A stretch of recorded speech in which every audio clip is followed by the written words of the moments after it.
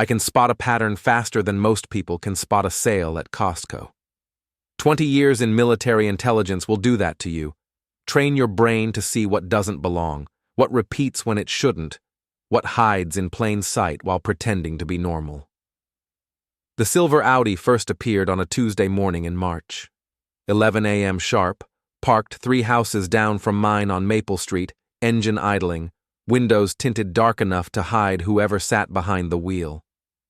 I was replacing the motion sensor light on my front porch when I noticed it, noted the license plate automatically, old habits from my Army days, and watched it pull away exactly 47 minutes later. "Who was that?" I asked my wife Tessa when she returned from her therapy appointment that afternoon, grocery bags balanced in her arms, looking refreshed in a way that therapy doesn't usually provide. "Who was what?" She kicked the door shut with her heel, avoiding my eyes, as she always did when deflecting. "Silver Audi, parked outside the Henderson place this morning." How would I know? I was at Dr. Brooks's office. She unpacked organic vegetables with the kind of focused attention people use when they're buying time to think. Maybe the Hendersons have visitors. The following Tuesday, the Audi returned. Same time, same spot, same 47-minute duration. I called the Henderson house while it sat there, asked Betty if she was expecting company. "No visitors today, Holden," she said. "Why do you ask?" "Just keeping an eye on the neighborhood." "That's sweet of you, dear, though I haven't seen anything unusual." The car sat directly in her line of sight. Either Betty Henderson had developed sudden blindness or something else was happening here. By the 3rd Tuesday, I'd moved from curious to concerned. By the 4th, I was taking pictures. The license plate traced back to a Damon Vossel, age 39, registered address in the downtown district. The name meant nothing to me, but when I mentioned it to Tessa over dinner, she dropped her fork. "Damon Vossel?" She recovered quickly, picked up the fork, stabbed at her salad. "That name sounds familiar." "Familiar how?" "I think... Wasn't that my ex-boyfriend from college? The one who moved to Argentina?" "Your ex moved to Argentina?" "Years ago. I told you about him." She hadn't. "He got some job with an oil company down there. Haven't heard from him since." "When exactly did he move?" "Oh, I don't know. 18 months ago, maybe 2 years." She waved her hand dismissively. "Time blurs together, you know." I knew a lot of things. I knew that people who move to Argentina don't typically maintain car registrations in Ohio. I knew that Tessa's therapy appointments had started exactly 18 months ago, every Tuesday at 11 a.m. I knew that my wife had been acting different lately, distant, secretive, taking phone calls in the bathroom and deleting her text messages. Most importantly, I knew that if Damon Vossel had really moved to Argentina, his car wouldn't be parked on my street every Tuesday morning, waiting. "Daddy, can you read me another story?" Our 3-year-old daughter Emily climbed onto my lap, clutching her favorite book about a lost puppy. She had Tessa's green eyes and my stubborn chin, and she was the only pure thing left in my increasingly complicated world. "Of course, sweetheart." I settled her against my chest, opened the book, and began reading about the puppy's adventure, while my mind worked through the mathematics of betrayal.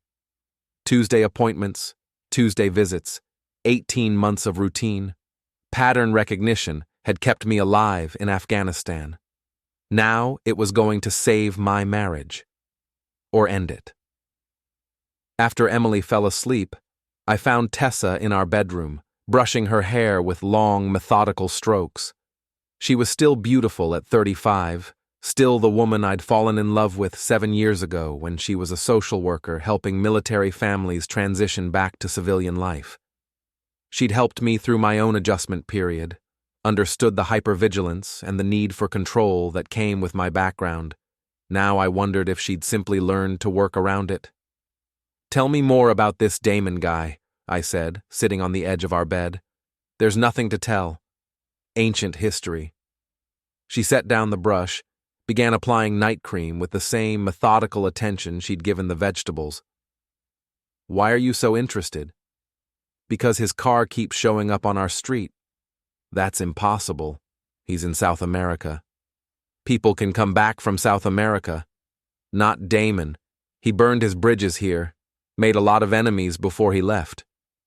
She climbed into bed, pulled the covers up to her chin. Besides, even if he was back in town, why would he drive by our house?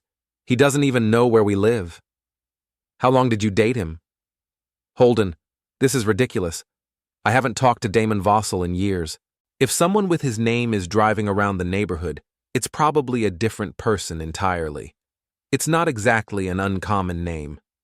It wasn't a common name either. I'd already run a search, only one Damon Vossel in the tri-state area, and his vehicle registration matched the Audi perfectly. You're right, I said, turning off the bedside lamp. I'm probably overthinking it. You always do. It's the army thing. She kissed my cheek, a perfunctory gesture. Try to get some sleep. But I didn't sleep. I lay in the darkness, listening to Tessa's breathing even out, thinking about patterns and lies and the way she'd deflected every question without actually answering any of them.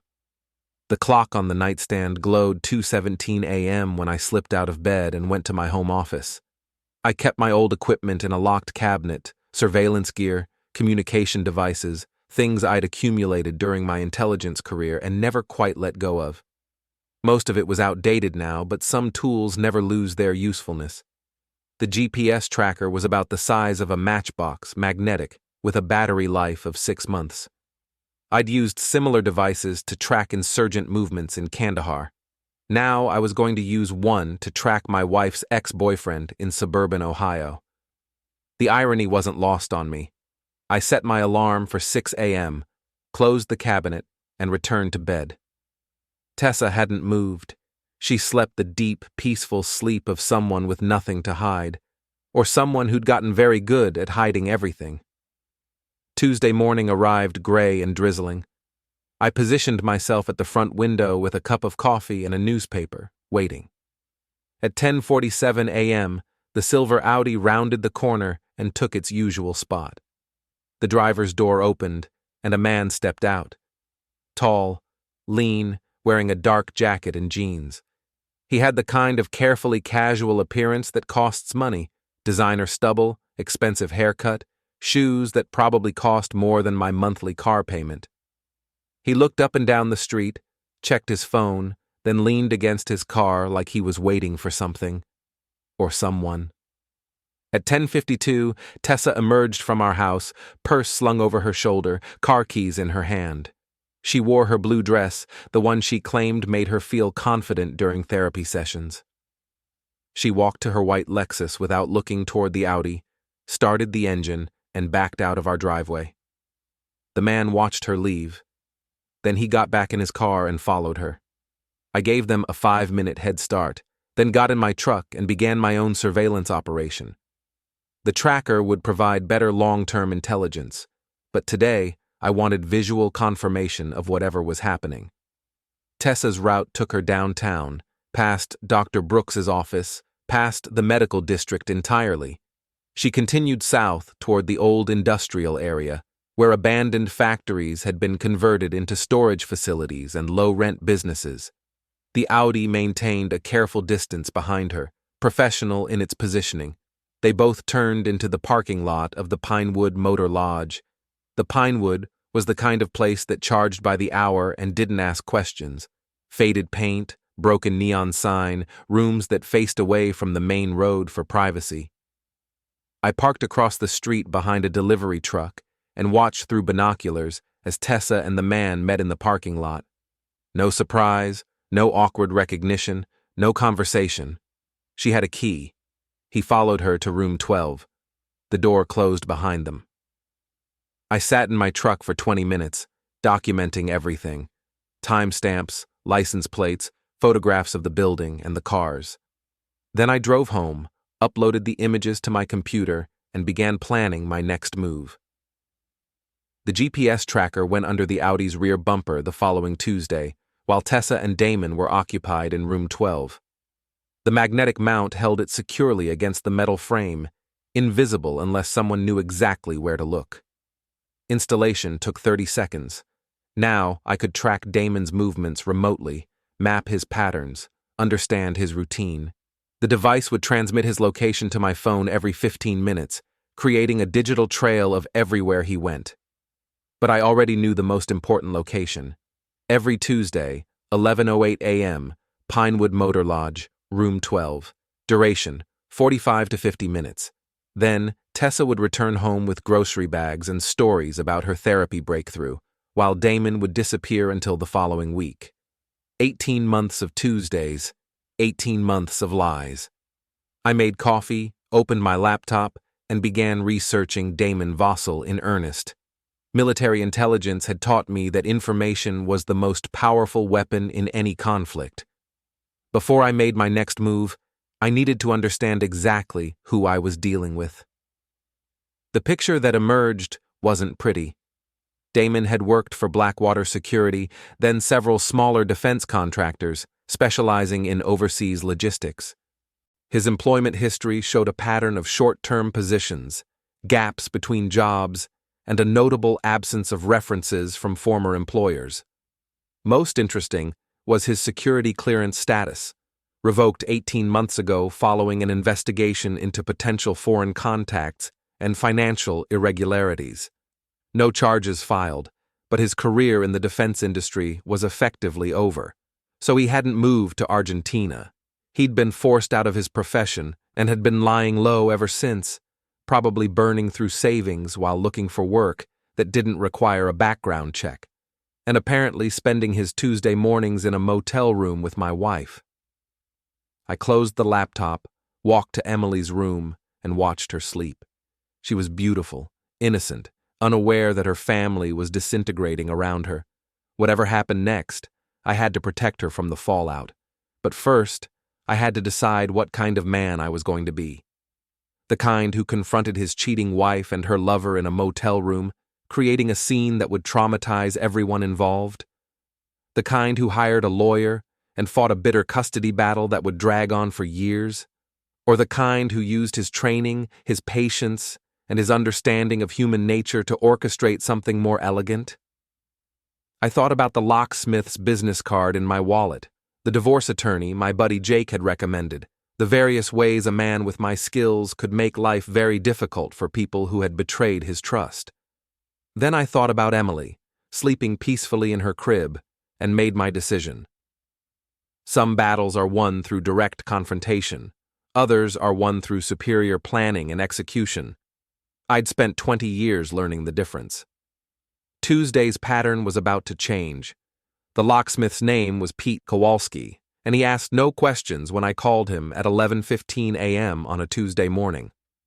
I need every lock in my house changed within the next 2 hours, I told him. Front door, back door, garage, everything. That's unusual timing for a Tuesday, Pete said. Most people do this kind of work on weekends. My schedule's complicated. Emergency rates apply for same-day service. Money's not an issue. Pete arrived at 11:47 a.m. in a van loaded with deadbolts, knob sets, and electronic keypads. He was a compact man in his 50s with calloused hands and the efficient manner of someone who'd seen enough domestic situations to know when not to ask questions. "How long have you lived here?" he asked, examining the front door lock. 4 years, but my wife lost her keys yesterday, and I'm worried about security. The lie came easily. Military intelligence had taught me that the best deceptions contained elements of truth. Smart thinking. You'd be surprised how many people never change their locks, even after break-ins. Pete began removing the old deadbolt. "This'll take about 90 minutes for the whole house." Perfect. While Pete worked, I sat in my home office, tracking Damon's GPS signal on my phone. The device showed him stationary at the Pinewood Motor Lodge, exactly where I expected. Tessa's phone, which shared a family plan and location services, showed the same coordinates. I opened my laptop and began drafting documents. The divorce filing was straightforward, thanks to Ohio's no-fault statutes. I didn't need to prove adultery to end the marriage, but the evidence would be crucial for custody arrangements and asset division. The photographs from the motel parking lot were clear and time-stamped. The GPS data provided a digital trail of Damon's movements. The financial records showed Tessa's Tuesday spending patterns, gas station purchases near the motel, restaurant charges for lunches she claimed to eat alone after therapy. But I needed more than circumstantial evidence. I needed something undeniable. "All finished," Pete announced, handing me a set of new keys. "Change the garage door code too, like you requested. The old remote won't work anymore." "What about the electronic keypad on the front door?" "Set it to whatever 4 digits you want. Just don't use your birthday or anniversary. Those are the first things burglars try." I programmed Emily's birthday into the keypad. The only person who deserved access to this house was the only person who hadn't betrayed my trust. After Pete left, I drove to the courthouse and filed the divorce papers. The clerk stamped them with a time notation: 2:47 p.m. By the time Tessa discovered she couldn't get into her own house, the legal process would already be in motion. My phone buzzed with a GPS alert. Damon's car was moving, heading north from the motel district. I switched to the tracking app and watched his route in real time. Surface streets, then the highway, then the exit that led to the downtown business district. Tessa's phone showed a different route. She was heading to the grocery store, probably to establish her alibi for the afternoon. She'd return home with bags full of organic produce and stories about her therapy breakthrough, never suspecting that I'd spent the last 2 hours changing the locks and filing for divorce. I made myself a sandwich, opened a beer, and settled in to wait. At 4:31 p.m., I heard Tessa's car in the driveway. The automatic garage door opener clicked repeatedly. She was pressing the button, but the door wasn't responding. I disconnected it from the power source after Pete left. Car door slammed, footsteps on the front walkway. The sound of a key that no longer fit the lock it was designed for. More footsteps, around the side of the house to the back door. Another key that didn't work.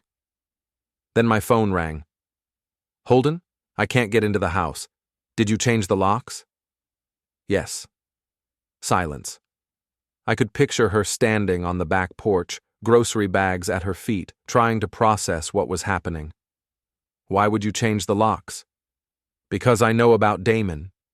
Another silence, longer this time. "I don't know what you're talking about." "Room 12, Pinewood Motor Lodge, every Tuesday for the past 18 months. Should I continue?" "Holden, let me in. We need to talk about this." "We can talk, but you're not coming inside. This is my house too.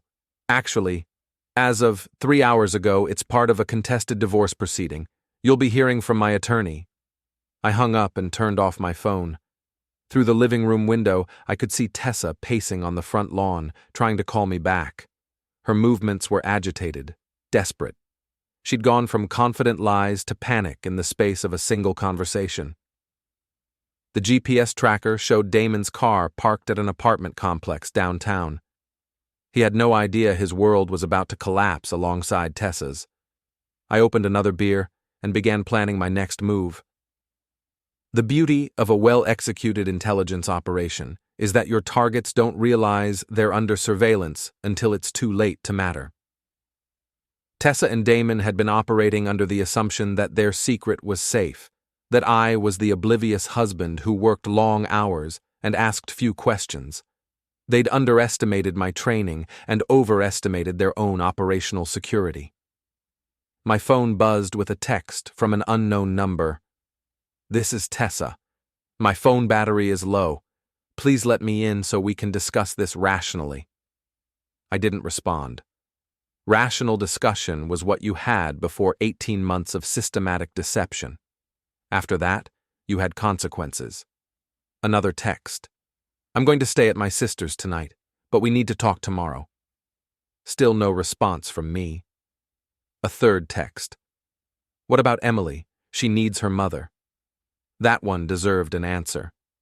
Emily needs stability and honesty, 2 things you haven't provided lately. My phone rang immediately. I let it go to voicemail. "Holden, please. I know this looks bad, but it's not what you think. Damon and we're just friends. He's been helping me work through some issues, that's all. The motel thing? I can explain that. Please call me back. I deleted the voicemail without finishing it. The GPS tracker showed Damon's car still at the apartment complex. Either he didn't know about the afternoon's developments, or he was lying low until he could assess the situation. Time to change that dynamic. I pulled up his contact information from the vehicle registration database, found his cell phone number through a reverse lookup service, and sent him a text. We should meet, tonight, 8 p.m., Murphy's Bar on 5th Street. Come alone. The response came within minutes. Who is this? Tessa's husband. No response for 20 minutes. Then, I'll be there. Murphy's Bar was a blue-collar establishment with dim lighting, cheap beer, and customers who minded their own business. Perfect for the kind of conversation I had in mind. I arrived early, chose a corner table with clear sight lines to the entrance, and ordered a whiskey. The bartender was a thick-set man with prison tattoos who looked like he'd seen enough trouble to recognize it when it walked through his door. Damon arrived at 8:03 p.m., scanning the room nervously before spotting me. He was smaller than he'd appeared from a distance, maybe 5'10", with a kind of lean build that suggested regular gym workouts, but no real physical labor. His expensive clothes looked out of place in Murphy's atmosphere. He slid into the chair across from me without ordering a drink. You wanted to meet, he said. Here I am. Here you are. I studied his face, noting the tension around his eyes, the way his hands remained flat on the table. 18 months is a long time to carry on with another man's wife. I don't know what Tessa told you, but Tessa didn't tell me anything. I figured it out myself. I pulled out my phone, showed him the GPS tracking app with his car's location history. Technology's amazing these days. I can tell you everywhere you've been for the past 2 weeks. His face went pale. You've been tracking me? Among other things. Did you really think you could park on my street every Tuesday without someone noticing? Look, Holden. It is Holden, right? This isn't what you think. What I think is that you've been sleeping with my wife in a motel room every Tuesday for a year and a half. What I think is that you told her you moved to Argentina to throw me off the scent. What I think is that you lost your security clearance 18 months ago and have been unemployed ever since. Damon's composure cracked completely. How do you know about the clearance? I know a lot of things. I know you worked for Blackwater until they fired you. I know you've been blacklisted from government contracting. I know you're probably running low on money and getting desperate. You don't understand the situation. Explain it to me. Damon looked around the bar as if checking for exits. Tessa and we have history. We were together before you came along. When she married you, I respected that and stayed away. But 18 months ago, she contacted me, said she was unhappy, said she'd made a mistake. So you decided to help her fix that mistake by meeting her in motel rooms. It wasn't supposed to go on this long. We were trying to figure out the right way to handle things, the right way to tell you. For 18 months? These situations are complicated. I finished my whiskey, set the glass down carefully. Not anymore. As of this afternoon, Tessa can't get into our house. As of this morning, divorce papers are filed. As of right now, your little Tuesday routine is over. You can't just... I can do whatever I want. It's called consequences. I leaned forward. Here's what's going to happen. You're going to disappear from Tessa's life completely. No contact, no meetings, no Tuesday afternoons. If I see your car on my street again, if I catch you anywhere near my family, things will get very unpleasant very quickly. Are you threatening me? I'm explaining reality.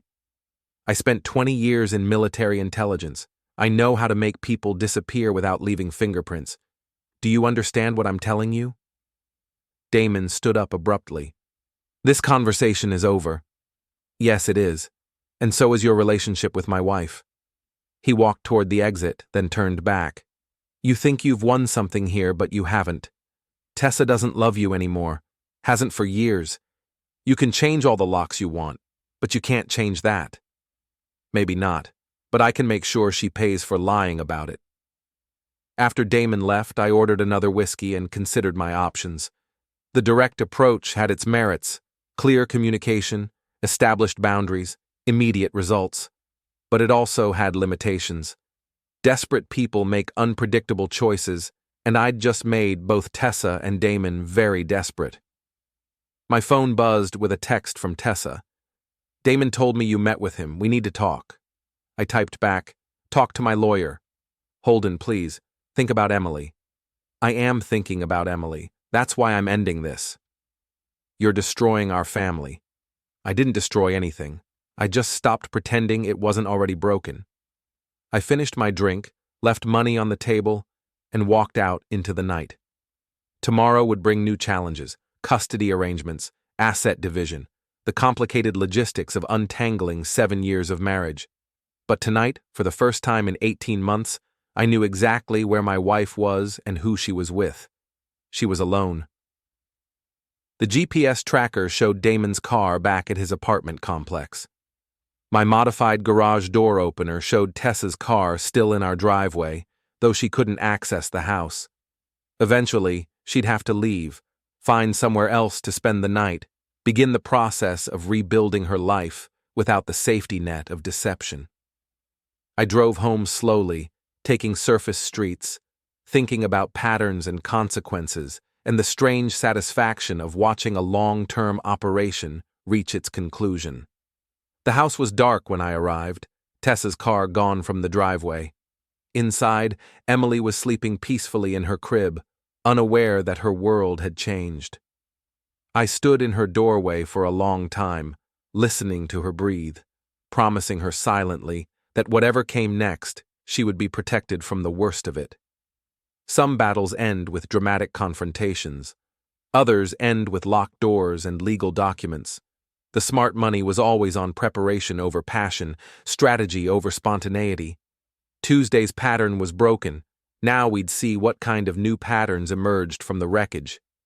My brother Drew showed up at 7 a.m. Wednesday morning with coffee and the kind of hangdog expression that meant he had something to confess. I let him in through the front door. He still had the old key, but it wouldn't work much longer. "Heard you and Tessa are having problems," he said, setting the coffee cups on my kitchen table. "Where'd you hear that?" "She called me last night. Said you'd changed the locks, filed for divorce. Said she didn't know why."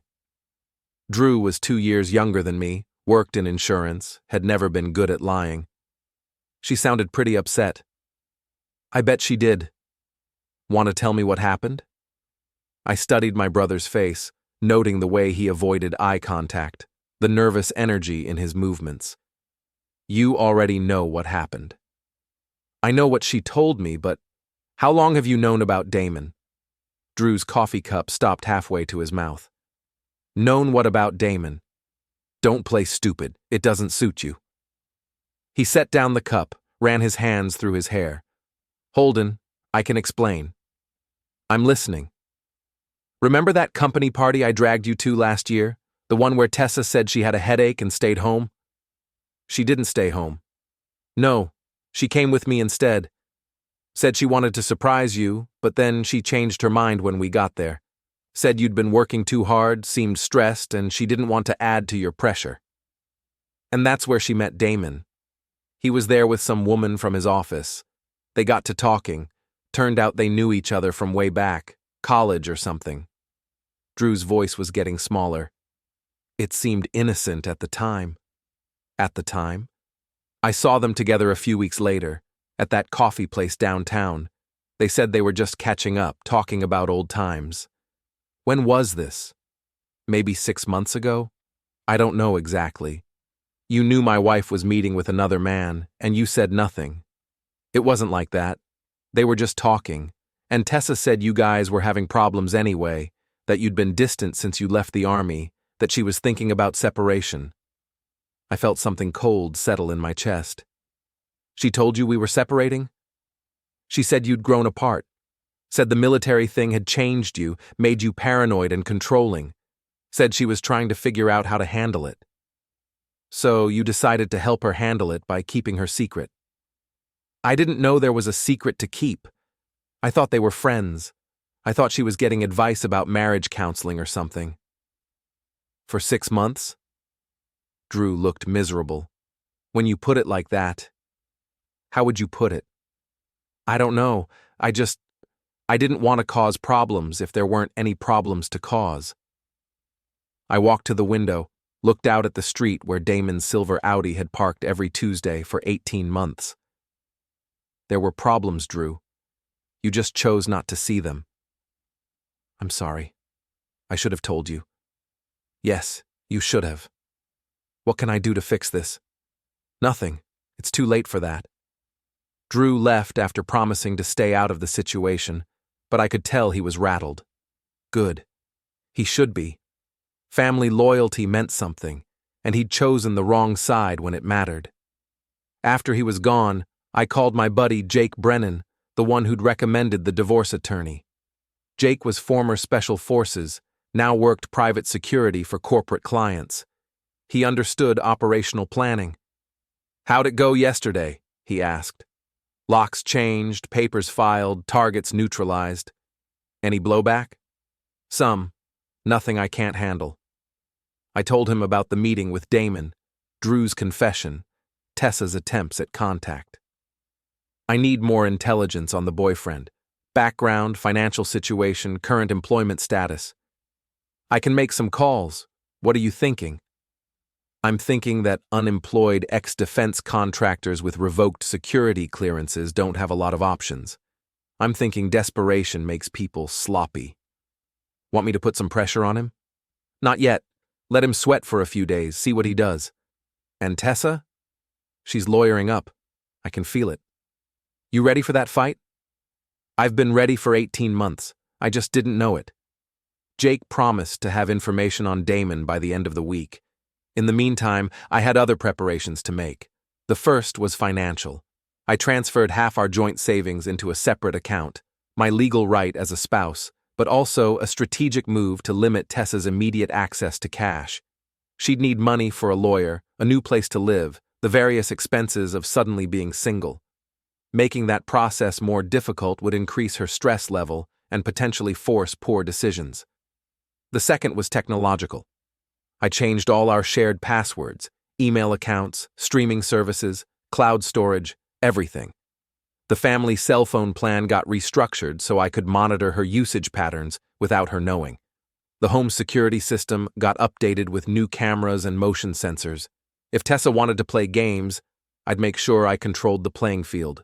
My phone rang at noon. Unknown number. Mr. Ardellin, this is Patricia Vance from Vance & Associates. I represent your wife in the divorce proceedings. That was fast. Mrs. Ardellin is very concerned about the welfare of your daughter and the circumstances of yesterday's incident. What incident? Changing the locks on my own house? Locking your wife out without notice, filing for divorce without attempting reconciliation, making threats against her male friend. Is that what she's calling him? Her male friend? Mr. Ardellin, I'm calling to suggest we handle this matter professionally. Divorce is difficult enough without unnecessary drama. I agree completely. That's why I documented everything before taking action. Silence on the other end. What kind of documentation? The kind that proves your client has been systematically deceiving me for 18 months. The kind that establishes a pattern of dishonesty that would concern any family court judge. I see. Well, perhaps we should schedule a meeting to discuss terms. Have your client call me when she's ready to be honest about what's been happening. Until then, all communication goes through my attorney. I hung up and immediately called the lawyer Jake had recommended. His name was Robert Chen, and his reputation was built on aggressive representation of military veterans in family court. I can see you this afternoon, Chen said after I explained the situation. Bring everything, photos, financial records, timeline of events, any evidence of the affair. How much evidence do I need? In Ohio? Technically none, since we have no-fault divorce. But for custody and asset division, the more the better. Adultery still matters to judges, even if it's not legally required for divorce. What about the child? That's where things get complicated. Courts favor shared custody unless there's evidence of unfitness. An affair doesn't automatically make someone an unfit parent. What does? Endangering the child's welfare, introducing unstable relationships, lying to court officers. Chen paused. Why? Is there something else I should know? Not yet, but I'm still investigating. That afternoon, I met with Chen in his downtown office. He was younger than I'd expected, maybe 40, with the sharp focus of someone who'd built his career on attention to detail. "This is impressive work," he said, reviewing my documentation. "Most people don't have this level of evidence when they file. Most people don't have my background. Military intelligence? 20 years. I know how to gather information." Chen spread the photographs across his desk. "The motel receipts are particularly damaging, shows premeditation, ongoing deception. The GPS data is excellent supporting evidence. What about custody? With this level of documentation, you're in a strong position, but your wife's attorney will argue that the surveillance shows controlling behavior, possibly paranoia. They'll try to paint you as unstable. How do we counter that? By showing that your actions were reasonable responses to discovered deception. By demonstrating that you're the stable parent, the one who's been honest throughout the process. What's the timeline? Depends on how much she wants to fight. If she contests everything, we could be looking at months. If she accepts reality and negotiates reasonably, we could wrap this up in weeks. She's not going to accept reality. She's going to fight. Then we'd better be prepared. I left Chen's office with a list of additional documentation to gather and a clearer understanding of the battle ahead. Tessa would try to portray me as the villain, the controlling ex-military husband who couldn't handle his wife's independence. She'd minimize the affair, claim it was emotional rather than physical, argue that my response was disproportionate to her actions. She'd be wrong on all counts, but family court wasn't always about being right. Sometimes it was about who told the most compelling story. My phone buzzed with a GPS alert. Damon's car was moving, heading toward the residential district. I switched to the tracking app and watched his route in real time, downtown to the highway, highway to the suburban exit, suburban streets toward my neighborhood. He was coming back. I drove home quickly, parked in my garage, and waited. At 3:17 p.m., the silver Audi appeared on my street, moving slowly, as if Damon was looking for something. It stopped in front of my house. Through the window, I watched him get out of the car and walk toward my front door. He was wearing the same expensive clothes, but his confidence was gone. He looked like a man who'd spent the night thinking about consequences. The doorbell rang. I let it ring again before answering. "We need to talk," Damon said. "I thought we covered everything last night." "You don't understand the situation. Tessa and we're in love. This isn't some casual thing. That makes it worse, not better. She's going to leave you anyway. With or without me, your marriage is over. She told me months ago that she was planning to file for divorce." Funny. She never mentioned that to me. Because she was trying to find the right way to do it. She didn't want to hurt you. So, instead, she decided to humiliate me. Damon stepped closer, and I could see the desperation in his eyes. "Look, Holden, I know this is hard, but fighting it won't change anything. Tessa doesn't love you anymore. She loves me. If she loves you so much, why has she been lying to both of us?" "What do you mean?" "She told you I was controlling and distant, that we were already separated in everything but name. She told me you'd moved to Argentina, that you were ancient history. Which one of us was getting the truth?" Damon's face went blank. "She said you knew. She said you'd agreed to an amicable separation. Does this look amicable to you?" She said whatever she needed to say to keep both of us in line. You think you're special? You think you're the only one she's been manipulating? I could see the doubt creeping into his expression. That's not. She wouldn't. 18 months of Tuesday afternoons in a motel room. Did she ever suggest meeting at your place? Or hers? Did she ever talk about introducing you to her daughter, making your relationship public? She said she needed time to handle things properly.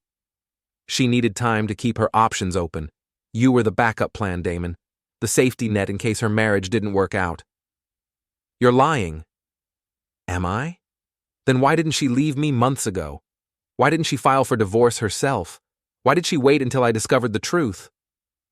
Damon stood there for a long moment, processing the implications. Then he turned and walked back to his car without another word. I watched him drive away, then checked the GPS tracker. His car was heading back downtown, but this time the route was erratic. Surface streets, random turns, the movement pattern of someone who was driving aimlessly while thinking hard about uncomfortable truths. My phone rang. Tessa. What did you say to Damon? The truth. Novel concept, I know. He's upset. He thinks I've been lying to him. Haven't you? It's not that simple. It's exactly that simple. You lied to me about him. You lied to him about me. You lied to yourself about what you were doing. I was trying to protect everyone. You were trying to protect yourself. There's a difference. Holden, please. Can we meet somewhere and talk about this rationally? We tried rational. Rational was me asking about the silver Audi and you pretending you didn't know whose it was. Rational was me giving you 18 months to figure out your priorities. I never meant for it to go on this long. But it did, and now we all have to live with the consequences. I hung up and turned off my phone. Outside, the afternoon was turning gray, clouds building for an evening storm. Inside, Emily was napping peacefully, unaware that her parents' marriage had become a battlefield. Tomorrow would bring new developments: Tessa's counterattack, Damon's reaction to learning he'd been manipulated, the various ripple effects of 18 months of deception finally coming to light. But tonight, for the second night in a row, I knew exactly where everyone was and what they were thinking. The pattern had been broken, the lies exposed, the truth finally set loose to do its work. In military intelligence, we had a saying: the enemy's greatest weakness is always their belief in their own deceptions. Tessa and Damon had believed their own lies for so long that they'd forgotten the truth was still out there, waiting to be discovered. Now they were learning the difference between secrets and lies, between privacy and deception, between love and manipulation. The education was going to be expensive. Jake called Thursday morning with intelligence on Damon that was better than I'd hoped for. "Your boy's in serious trouble," he said.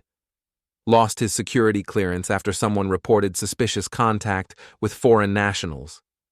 Turns out he was dating a Russian woman who worked for their trade mission. Espionage? Nothing that dramatic. More like pillow talk with someone who shouldn't have been hearing about defense contracts, but it was enough to get him blacklisted from government work. Current employment? Unemployed for 14 months. Burning through savings, behind on rent, car payments, credit cards. He's basically broke. That explains the desperation. Gets better. The Russian woman? She disappeared back to Moscow right before his clearance got pulled. Left him holding the bag for a lease they'd signed together, plus some credit card debt in his name. So he's broke, unemployed, and probably facing deportation if immigration takes a closer look at his situation. That's my read. Guy's got nothing to lose, which makes him dangerous. Or useful. What are you thinking? I'm thinking desperate people make poor decisions, and poor decisions create opportunities. After Jake hung up, I spent an hour researching Damon's financial situation through public records and credit databases. The picture was worse than Jake had described. Damon owed back rent on his apartment, had maxed out 3 credit cards, and was facing repossession of his car within 30 days. He needed money badly. And the only person in his life with access to significant assets was Tessa. My phone rang at noon. Chen, my attorney. "We have a problem," he said. "Your wife's lawyer filed an emergency motion for temporary custody and support. They're claiming you've made threats, that you're unstable, that the child is in danger. What kind of threats? According to their filing, you told her male friend that you knew how to make people disappear without leaving fingerprints. That's not exactly what I said. What exactly did you say? I told him I'd spent 20 years in military intelligence and knew how to make people disappear without leaving fingerprints. It was a warning, not a threat. The court won't see much difference. We have a hearing tomorrow morning. Can you be there? I'll be there. Bring character witnesses if you have any. People who can testify to your stability, your relationship with your daughter, your fitness as a parent. After Chen hung up, I called my old army buddy, Bucky Buchanan. Bucky had served with me in Afghanistan, knew my character under pressure, and worked now as a civilian contractor for the Department of Defense.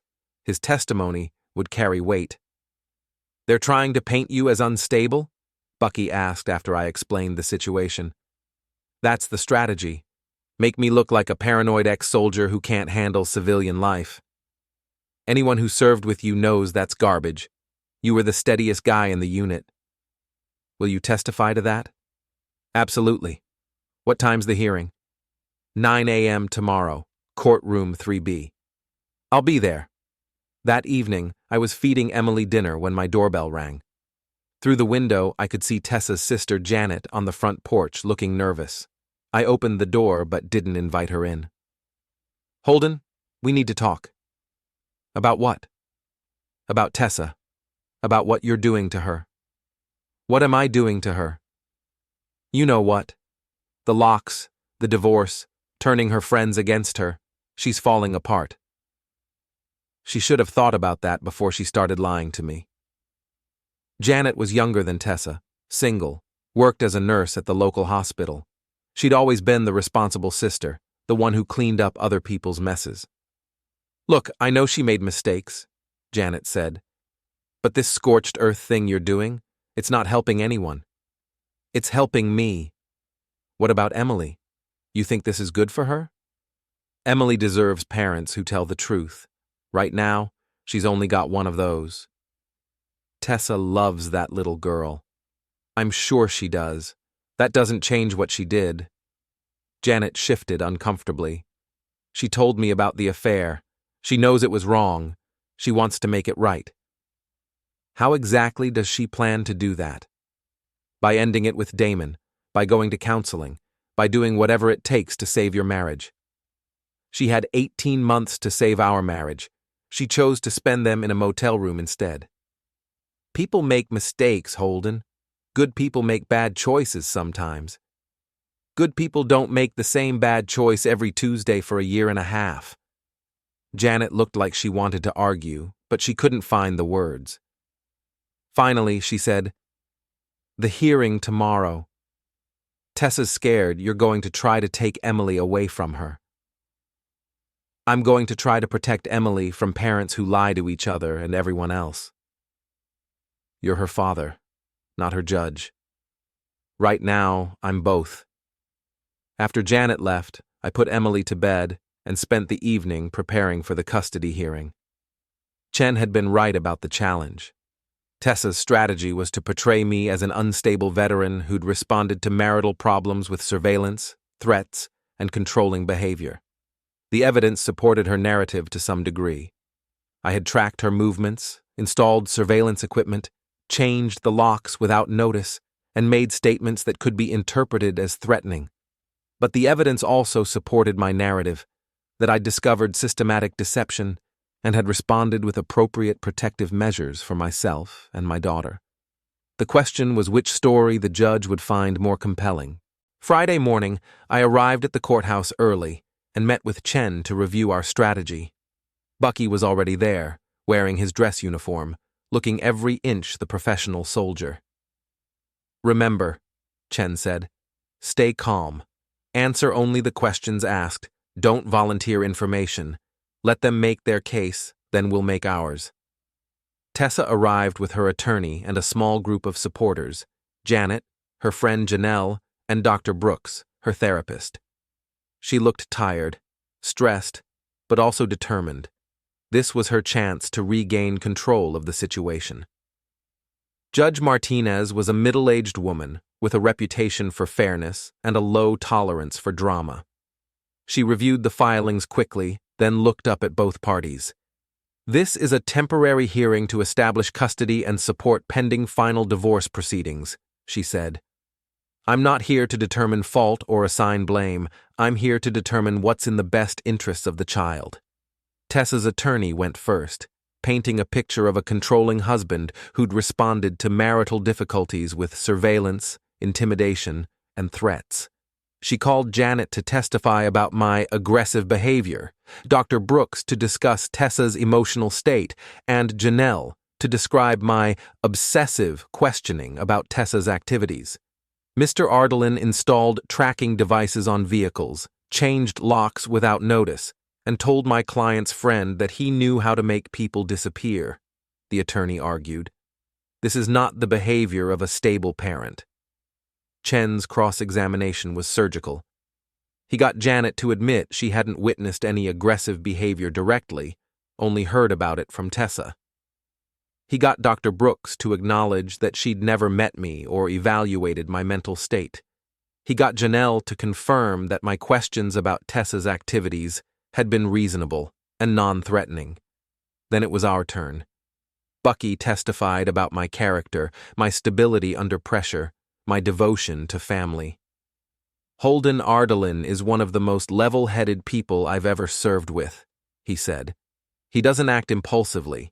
He gathers information, makes plans, executes them methodically. That's not instability, that's professionalism." I testified about discovering the affair, the 18 months of deception, my attempts to verify what I'd observed before taking action. I presented the evidence calmly, methodically, without emotion. "I installed a GPS tracker because I needed to confirm what I suspected," I told the judge. "I changed the locks because I'd lost trust in my wife's honesty. I filed for divorce because 18 months of systematic deception had destroyed our marriage." "What about the alleged threats to Mr. Vossel?" "I told him that if he continued his relationship with my wife, there would be consequences. I never threatened violence. I never threatened harm. I promised consequences." "What kind of consequences?" "Legal consequences, social consequences, professional consequences, the kind of consequences that come from breaking up someone else's marriage." Judge Martinez asked pointed questions about Emily's welfare, my plans for custody, my ability to provide stability. I answered each one directly, honestly, without trying to make Tessa look worse than her actions already had. When the hearing ended, Judge Martinez took a brief recess to consider her decision. Tessa and her supporters huddled in the hallway, whispering urgently. I sat with Chen and Bucky, waiting. "How do you think it went?" I asked Chen. "Better than expected. You came across as calm, rational, prepared. She came across as evasive." "What about the surveillance issue?" "The judge seemed to understand that you were responding to deception, not creating it." Judge Martinez returned after 20 minutes. "After reviewing the evidence and testimony, I'm establishing the following temporary arrangements," she said. "Physical custody of the minor child will remain with Mr. Ardelin, with supervised visitation for Mrs. Ardelin on weekends. Mr. Ardelin will maintain the family residence. Mrs. Ardelin will receive temporary spousal support of $1,500 per month." Tessa's face went white. Her attorney immediately stood to object. "Your Honor, Mrs. Ardelin has been the primary caregiver. Mrs. Ardelin has been conducting an extramarital affair for 18 months while deceiving her husband about her activities." Judge Martinez interrupted. "That demonstrates poor judgment and a pattern of dishonesty that concerns this court. The current arrangement serves the child's best interests." Outside the courthouse, Tessa confronted me in the parking lot. "You planned this," she said. "All of it. The surveillance, the timing, the evidence. You set me up." "I documented what you were doing. There's a difference." "You destroyed our marriage." "I ended our marriage. You destroyed it 18 months ago." "What about Emily? What about what this does to her?" "Emily will be fine. She'll grow up with one parent who tells the truth." and one parent who's a manipulative control freak. If that's how you want to remember yourself, that's your choice. Tessa stared at me for a long moment, then walked away without another word. But I could see in her face that something had shifted. The desperation was still there, but it was mixed now with something else. Calculation. She was planning something, and whatever it was, it wouldn't be subtle or rational. Desperate people with nothing left to lose don't make careful plans. They make dramatic gestures. I needed to be ready for whatever came next.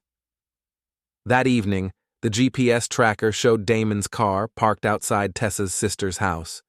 They were together, probably planning their next move.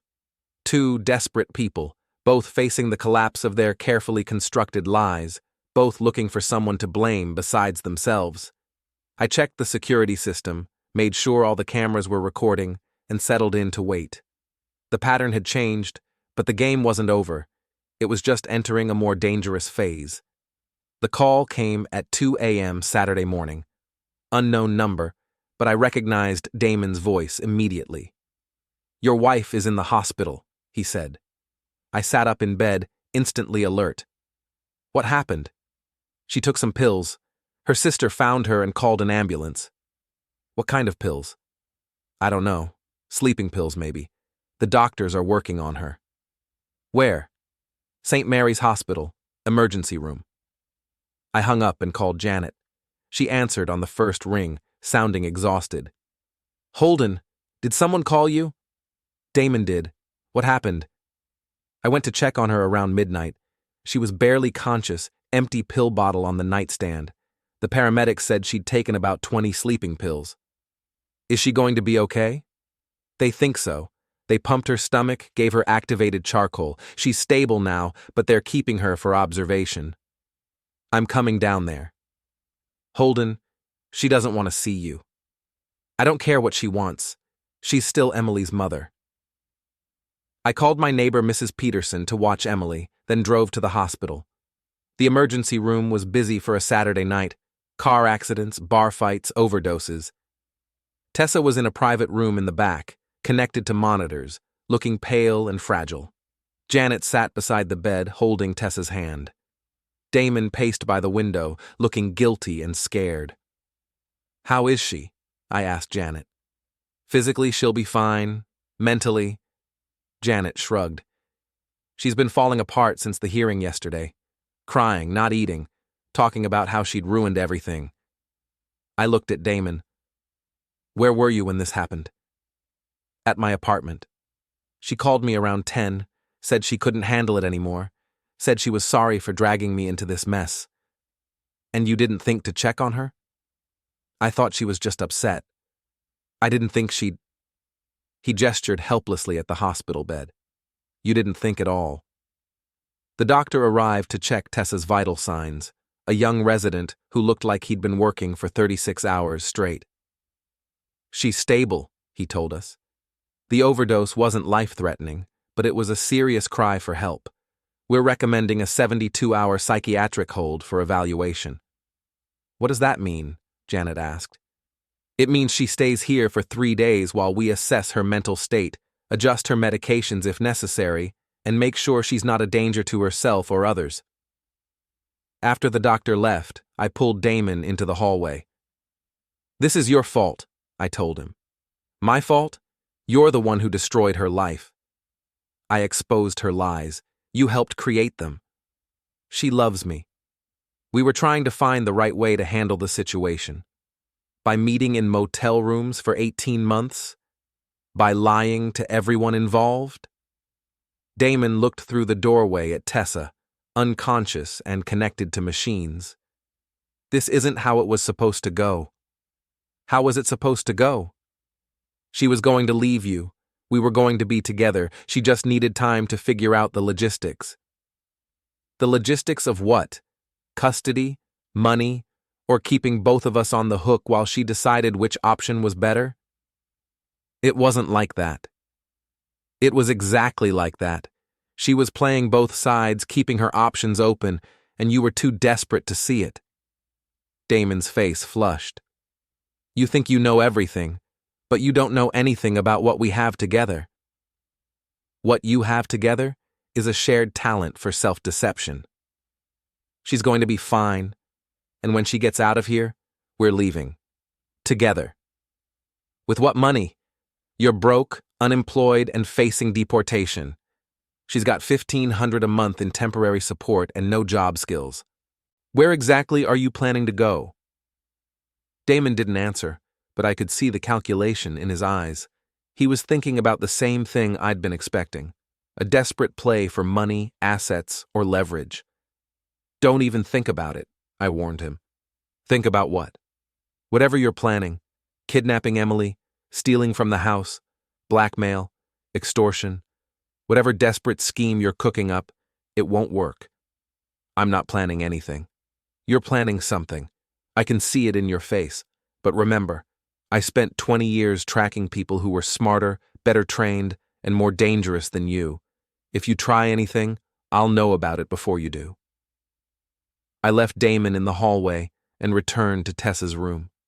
She was awake now, staring at the ceiling, looking lost. "Hello, Holden," she said, without looking at me. "How are you feeling?" "Like an idiot." "Why did you do it?" "Because I couldn't see any way forward. Because I'd screwed up everything and everyone, and there didn't seem to be any way to fix it. There might have been, if you'd been honest from the beginning. Would there? Would you have been willing to work things out if I'd told you about Damon 18 months ago? I thought about it. I don't know. Maybe. But we'll never find out. Because you chose deception instead of honesty. I was scared. I didn't know how to tell you that I'd fallen out of love with you. So you decided to lie to me instead. I decided to try to figure things out without hurting anyone. How did that work out? Tessa finally looked at me. You hate me. I don't hate you. I hate what you did. I hate the lies, the deception, the 18 months of wondering why my wife was acting like a stranger. I never meant for it to go on so long. But it did. And now we all have to live with the consequences. What happens to Emily? Emily will be fine. She'll grow up knowing that actions have consequences, that honesty matters, that people who love you don't lie to you for 18 months. Will she know that her mother loved her? If you show her. Not with words, but with actions. Consistent, honest actions. Tessa closed her eyes. I don't know how to do that anymore. You learn. You start by telling the truth, even when it's hard, especially when it's hard. I stayed for another hour, mostly in silence. Janet dozed in the chair. Damon disappeared at some point, probably to make phone calls or plan his next move. The monitors beeped steadily, marking time in a situation where time had suddenly become very important. When I got home, Mrs. Peterson was asleep on my couch. Emily was sleeping peacefully in her crib, unaware that her mother was in the hospital or that her family was disintegrating in real time. I sat in Emily's room for a long time, watching her breathe, thinking about the future we were all stumbling toward. Whatever happened next, she would be protected from the worst of it. That was my job now, not saving my marriage, not punishing Tessa, not outmaneuvering Damon, but making sure Emily grew up stable and loved and honest. Everything else was secondary. Sunday morning brought news that Tessa had been transferred to the psychiatric ward for the mandatory 72-hour hold. Janet called to update me, sounding tired but relieved. She's better today, Janet said, talking more, eating a little. The psychiatrist thinks it was a situational crisis, not a long-term mental health issue. What about Damon? He's been there every day. The nurses had to tell him visiting hours were over. He's planning something. What do you mean? He's broke, desperate, and running out of options. People in that situation don't just wait around for things to get better. You think he'd hurt Tessa? I think he'd use her. There's a difference. That afternoon, the GPS tracker showed Damon's car moving in an unusual pattern, short trips to different locations around the city, staying at each place for 15 or 20 minutes. The behavior suggested he was meeting people, probably trying to raise money or find help. I called Jake. "Your boy's been busy," Jake said, "making contact with some questionable people, loan sharks mostly. Also talked to a guy who specializes in fake documents. Passports? That's my guess. He's probably planning to run. With Tessa? Or with whatever he can steal from her. Keep tracking him. Let me know if he does anything unusual." Define unusual. Anything that puts Emily at risk. Monday evening, Tessa was released from the hospital with a prescription for antidepressants and a referral to a therapist. Janet drove her to my house to pick up some clothes and personal items. I met them on the front porch, not inviting them inside. "How are you feeling?" I asked Tessa. "Better, clearer." She looked tired, but more focused than she'd been in weeks. "I want to apologize." "For what specifically?" "For the lies, for the affair, for putting you and Emily through this mess." Apology noted. "I also want to ask you something." "I'm listening." "I want to see Emily. Not the supervised visits the court ordered. Real time with my daughter." "That's not up to me. That's up to the court." "The court will listen to your recommendation." "My recommendation will be based on what's best for Emily." "And what do you think is best for Emily? A mother who's honest, stable, and not involved with men who are facing deportation." Tessa's face tightened. "Damon's not facing deportation. He's not legally in the country. His visa expired 6 months ago, and immigration is looking for him." "That's not true. Check with his lawyer, if he has one." Janet looked confused. "Tessa, what's he talking about?" "Nothing. Holden's just trying to cause more problems. I'm trying to protect my daughter from people who create problems." After they left, I called Chen to update him on Tessa's hospital stay and Damon's immigration status. "The suicide attempt actually helps our case," Chen said. "Shows instability, poor judgment, and if the boyfriend is here illegally, that's another factor in our favor." "What about the psychiatric evaluation?" "Depends what it says. If they diagnosed her with a temporary situational crisis, that's manageable. If they found underlying mental health issues, that could affect custody permanently." "When's our next hearing?" 2 weeks. Final divorce and custody determination." "Will it actually be final? Unless something dramatic happens between now and then." Something dramatic was definitely going to happen. I could feel it building. Damon's desperation, Tessa's fragile mental state, the pressure of impending legal consequences. All the elements were converging toward some kind of crisis. The question was whether I'd be ready when it arrived. That night, I double-checked the security system, made sure all the doors and windows were locked, and kept my phone beside the bed. Emily slept peacefully, unaware of the storm gathering around her. Outside, it started to rain. The storm hit Tuesday night at 11:47 p.m. I was reviewing documents for the final custody hearing when the security system triggered, motion detected at the back door, then the side window, then the front porch. Multiple contacts, coordinated movement, the pattern of people who'd planned their approach. Through the bedroom window, I could see 2 figures in the backyard, moving toward the house with the kind of careful precision that suggested they knew the layout. One was tall and lean, Damon. The other was smaller, wearing a dark hoodie, probably Tessa, though the surveillance cameras couldn't confirm identity in the rain. They were trying to break in. I checked Emily's room. She was sleeping soundly, unaware of the danger. I activated the silent alarm that would alert the police, then moved to my home office where I kept my defensive equipment. No weapons. I wasn't going to escalate this to violence. But I had other tools: high-powered flashlights, a compressed air horn, cable ties for restraint, and a fire extinguisher that could blind and disorient without causing permanent harm. The back door lock was being worked, someone with basic lock-picking skills, taking their time, trying to stay quiet. I moved to the kitchen and waited. The door opened slowly. Damon entered first, followed by Tessa. Both were soaked from the rain, both looked desperate and determined. Damon carried a small crowbar. Tessa had a large bag, probably for carrying whatever they planned to steal. "Kitchen's clear," Damon whispered.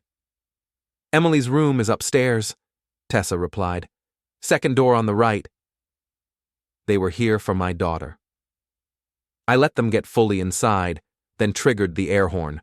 The sound was deafening in the enclosed space, 120 decibels of shrieking alarm that sent both intruders stumbling backward in shock. Before they could recover, I hit them with the fire extinguisher, a cloud of white foam that filled the kitchen and left them blind, choking, and disoriented. "Security systems active," I announced loudly. "Police are on the way. You have about 3 minutes to explain what you're doing in my house." Damon wiped foam from his eyes, raised the crowbar. "We're taking Emily. Tessa has parental rights. Tessa has supervised visitation rights. Breaking and entering isn't supervision." "She's my daughter too," Tessa said, still coughing from the fire suppressant. "I have a right to see her. You have a right to see her during your scheduled visits. You don't have a right to break into my house at midnight." "We're leaving the country," Damon said. "Tonight, all 3 of us."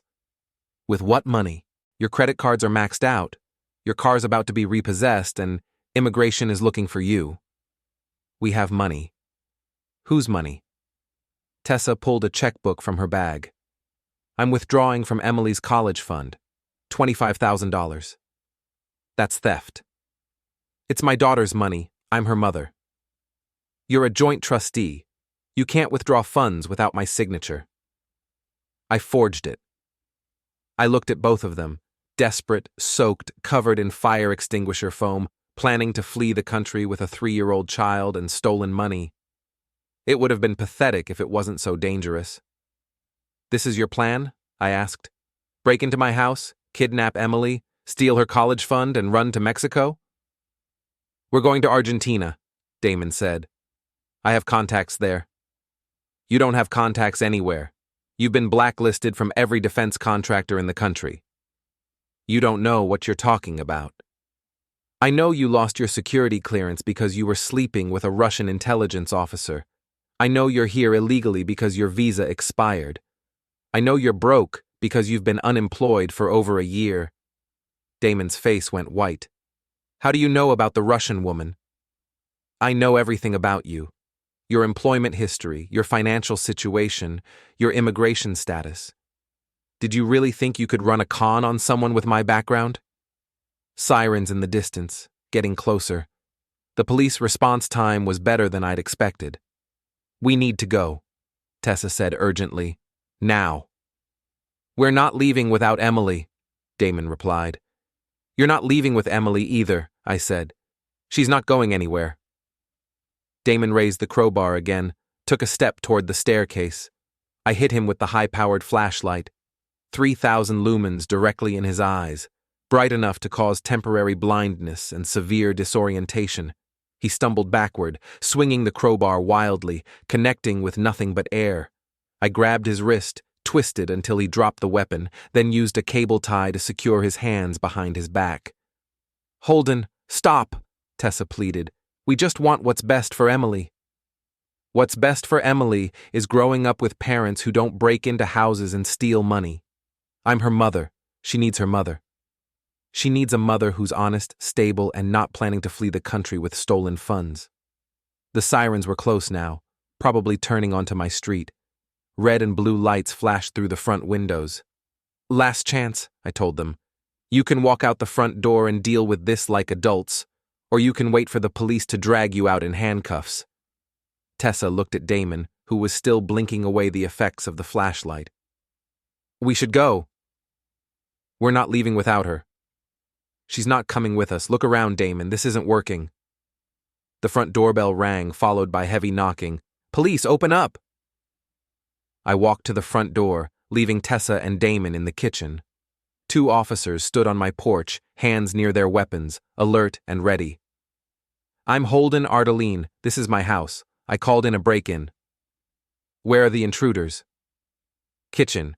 2 of them. One's restrained, the other's cooperative. The officers entered, assessed the situation quickly. Damon was still cable-tied and covered in fire extinguisher foam. Tessa stood beside him, looking defeated. "Ma'am, are you all right?" one officer asked Tessa. "I'm fine. This is my estranged husband. We were trying to pick up some of my belongings." "At midnight? Through the back door?" Tessa didn't answer. The other officer was examining the crowbar, the forced lock, the fire extinguisher foam covering everything. "Sir, can you explain what happened here?" I gave them a concise summary: the divorce proceedings, the custody arrangement, the break-in, my defensive response. I showed them the security footage, the forged check, the bag Tessa had brought for carrying stolen items. "We'll need statements from everyone," the first officer said, "and we'll need to sort out the charges." "What charges?" Tessa asked. "Breaking and entering, attempted kidnapping, forgery, theft. Maybe more, depending on what the district attorney decides." Damon finally spoke up. "I want a lawyer." "That's your right," the officer replied. "You'll have a chance to call one from the station." They arrested both Tessa and Damon, read them their rights, loaded them into separate patrol cars. I gave my statement, provided copies of the security footage, and signed the necessary paperwork. "Will Emily be safe here?" one officer asked. "She's been safe here all along. She slept through the whole thing." "Child Services might want to check on the situation, given the custody dispute." "That's fine. They'll find a stable home environment and a father who's protecting his daughter from people who make poor decisions." After the police left, I cleaned up the kitchen, reset the security system, and checked on Emily. She was still sleeping peacefully, unaware that her mother and her mother's boyfriend had just been arrested trying to kidnap her. I sat in her room for a long time, watching her breathe, thinking about the future we were facing. The final custody hearing was in 10 days. After tonight's events, the outcome wasn't in doubt. Wednesday morning brought phone calls from reporters, attorneys, and social workers. The story had leaked. Military veteran foils ex-wife's kidnapping attempt. And everyone wanted details. Chen called first. "This changes everything. The kidnapping attempt, the forgery, the theft, it's all evidence of unfitness. You'll get full custody, no question." "What about Tessa?" "She'll be lucky if she gets supervised visitation once a month, and that's if she stays out of prison." "Prison?" "Breaking and entering, attempted kidnapping, forgery, theft. She's looking at serious charges." Janet called next, crying. "I can't believe she did this. I can't believe she was planning to take Emily out of the country." Desperate people make desperate choices. What happens now? Now she faces the consequences of those choices. Will you help her? With the legal fees, the lawyers? No, she made her decisions. Now she lives with them. The social worker arrived at noon. A middle-aged woman named Patricia who'd seen enough family disasters to recognize a stable home environment when she found one. "Emily seems well-adjusted," she said, after spending an hour observing our interaction. "Happy, secure, bonded with you. That's been my priority throughout this whole situation." "What about her relationship with her mother?" "That depends on what kind of person her mother chooses to be going forward." Patricia nodded. "The court will want my recommendation about custody." "What will you recommend?" "Full custody to you, with the possibility of supervised visitation for the mother if she demonstrates rehabilitation and stability." That afternoon, I took Emily to the park. She played on the swings, chased ducks by the pond, laughed at my terrible jokes. She was 3 years old, resilient, adaptable, unaware that her life had just taken a dramatic turn toward stability and honesty. "Daddy, where's Mommy?" she asked as we walked back to the car. "Mommy's dealing with some grown-up problems right now." "Is she coming home?" "Not for a while, sweetheart, but you and I are going to be just fine." "Will you read me a story tonight?" "I'll read you as many stories as you want." That evening, after Emily was asleep, I sat in my home office and updated my files. The pattern recognition that had started this whole process 18 months ago had finally reached its logical conclusion. Tessa and Damon were in jail, facing multiple felony charges. The divorce would be finalized within days, with full custody awarded to me. The house, the assets, the future, all secured for Emily's benefit. But more importantly, the lies were over. The deception had ended. The truth had finally won. My phone buzzed with a text from Jake. Saw the news. Hell of a thing. You okay? I typed back, better than okay, free. Outside, it had stopped raining. The storm was over, the air was clear, and tomorrow was Wednesday. The first Wednesday in 18 months, when I wouldn't have to wonder what my wife was really doing, who she was really with, or what lies she was telling. Emily and I would make pancakes for breakfast, then start building the honest, stable life she deserved. The pattern was finally broken. The new pattern would be better.